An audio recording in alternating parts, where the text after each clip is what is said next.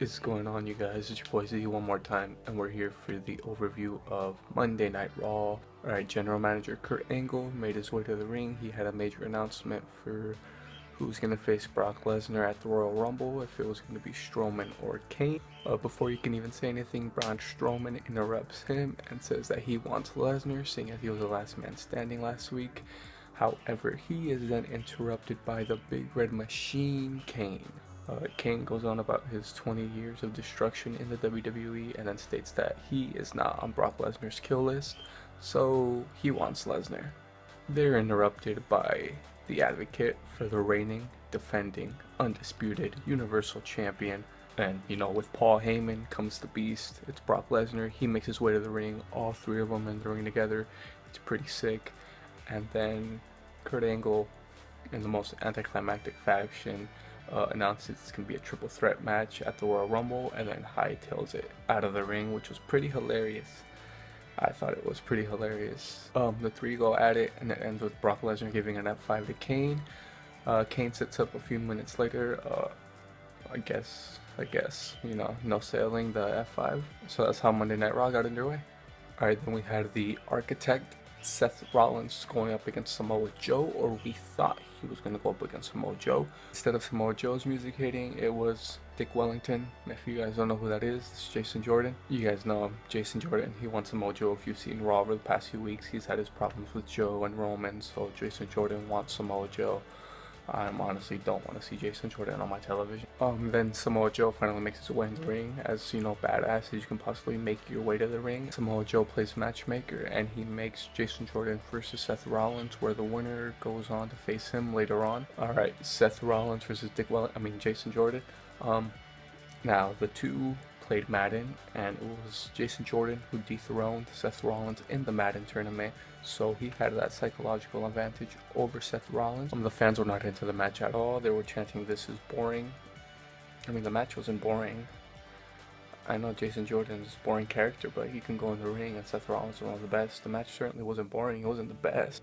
Alright, Seth Rollins avenges his up, up, down, down loss. He beats up Jason Jordan, and after the match, Samoa Joe kills both of them. Seth with the Uranagi and a clothesline of Jason Jordan on the outside. This is Balor Club. We had Finn Balor going up in a handicap match against Miz Taraj, Bo Dallas, and Curtis Axel. Alright, so what ends up happening is Miz Taraj just goes on both of them at the same time, attack Finn Balor. That gets them disqualified. And to the rescue, it was not the club, it was Hideo Itami making his debut on the main roster, helping out Finn Balor. Now remember, in Finn Balor's NXT debut, it was Hideo Itami who brought him out to help him with the Ascension. So that's how Finn Balor made his NXT debut. Now Hideo Itami makes his main roster debut by helping out Finn Balor with the Miz Taraj, so that was a nice little nod to the NXT fan base there by WWE. So then we had a tag team match with Finn Balor and Hideo taking on the Miz Taraj, and to my surprise, Vince McMahon actually let Hideo Itami use the GTS on the main roster. They get their victory over the Miz Taraj. Hideo makes his debut. He's going to make his debut tonight, actually, on 205 Live, so let's see how that goes for him. Alright, after the whole Rich Swann being arrested thing, we had Cedric Alexander taking on Drew Gulak for the #1 contender to Enzo Amore's 205 Live Cruiserweight Champion. I've been saying it for a while now. It's time. It's Cedric's time. Cedric Alexander picks up the victory over Drew Gulak after Enzo Amore left the announce table and just abandoned Drew Gulak. Gulak got distracted enough that Cedric Alexander was able to take advantage. Lumbar check, 1, 2, 3. I think it's Cedric Alexander's time to win the belt. I don't think he's going to win the belt though, because I see them going on a storyline with Drew Gulak turning face and him being the one that takes the belt from Enzo Amore. But yeah, Cedric Alexander wins. He finally gets his chance at the Cruiserweight Championship. After Dick Wellington and Seth Rollins had their match, they go backstage to Kurt Angle. They want Samoa Joe. Dean Ambrose also wants Samoa Joe, so what do? Kurt Angle makes a 3-on-3 tag team match, The Bar and Samoa Joe versus Shield, Ambrose, Rollins, and their partner Jason Jordan. Now, they made a huge deal about the Shield returning and all that stuff, but Seth Rollins and Dean Ambrose didn't come out in Shield gear. I mean, only Seth Rollins wore a Shield shirt, but they didn't come out in Shield gear. They didn't do the Shield entrance. They don't even have the Shield attire. Dean Ambrose was wearing his own shirt, so what was the point of bringing back the Shield? Was it just to get Reigns over? Alright, now in the closing stages of that match, it looked like Dean Ambrose had legit hurt himself. He was like frustrated to the point where it made it believable that he had legit injured himself. The Bar and Samoa Joe used that to their advantage to take the victory over Jordan, Ambrose, and Rollins. Now, watching it real time, I thought the injury was legit, and then they cut to a backstage segment with Dean Ambrose and Seth Rollins, and the Bar attacked them. Samoa Joe took out the arm of Dean Ambrose, so I don't assume that it's legit, and it's probably a work. And then we had the woken brilliance of Matt Hardy. He played chess with his goldfish. That's kind of weird, but nothing is weird with broken Matt Hardy. Nothing. Alright, so woken Matt Hardy says he's gonna delete Sister Abigail and Bray Wyatt in the Great War that is to come. Top guys, the Revival, they made their return to Monday Night Raw.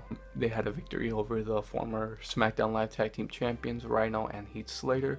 It's really good to see the Revival back. They've had a tough stretch of injuries with a Wilder fracturing his jaw and Dawson rupturing his biceps, so it's really good to see one of the best tag teams in the world back on Monday Night Raw. Now, after that, they got to a backstage segment with Kurt Angle informing Rhino and Slater that they need to toughen up around this time for Monday Night Raw. It was mainly directed towards Heath Slater, and now I need weekly videos of Rhino trying to toughen up Heath Slater. They could do it like they do Fashion Files. I think that would make for great television if week after week after week they show Rhino doing some ECW type training for Heath Slater to toughen him up. That would be quality television. Right, so I was kind of freaking out because for 2 hours and 40 minutes we had not seen Elias. You guys know I walk with Elias.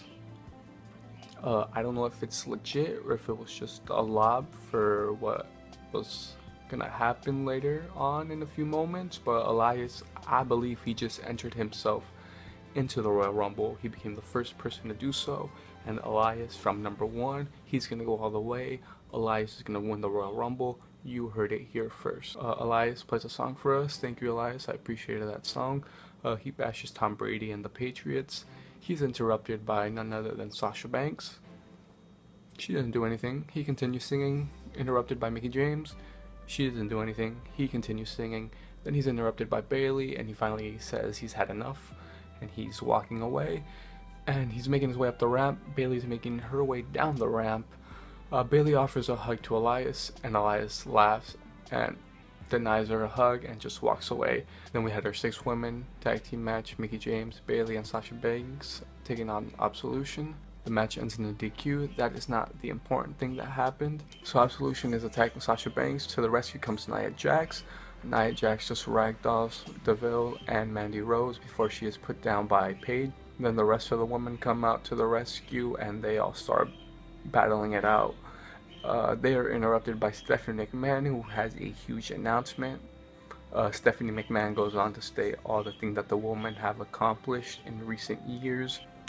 That women had been making history, like having the first ever singles women's match in Abu Dhabi. So all this leads to Stephanie McMahon announcing for the first time there's going to be a women's Royal Rumble match. Big, huge news. Initially, I'm kind of excited for the prospect. It's a huge stepping stone for the women in the WWE, so that's really exciting news. I'm really looking forward to it. A day after it was announced, I'm going Asuka wins the Royal Rumble. Alright, so that was Monday Night Raw. Thank you guys for tuning in and watching this video. I've been your boy Z, and I'll see you guys next time.